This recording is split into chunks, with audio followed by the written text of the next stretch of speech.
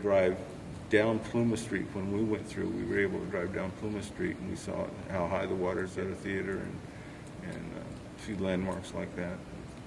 Everything was pretty gunky looking. It was covered with this slimy looking mud that just stuck to everything. We got home, and just getting out of the car was an adventure because we got mud all over us just getting out of the car. Our tires had picked it up and thrown it on there. It just stuck. I remember that it was real fine grained mud, and it just stuck to everything. And it stunk. Never will forget, there was an apartment, long building was along there.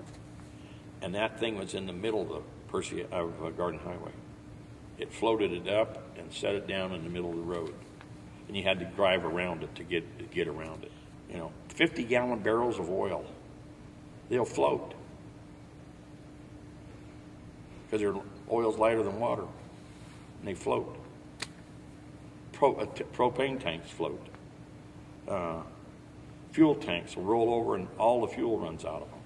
I mean, all of that stuff was just contaminated everything you could get, and then when they cut the hole in the levee down at Dingville finally, the water kind of subsided and went out through that, and everything disappears, House trailers float.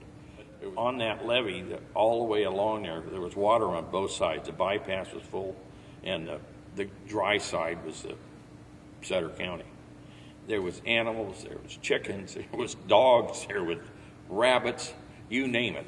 And it was on that thing, and the animals were just running back and forth. I don't know how long they stayed there.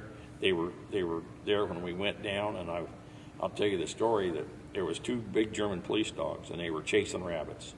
They'd run one way, and a rabbit would run past them, and they'd turn around and run the other way.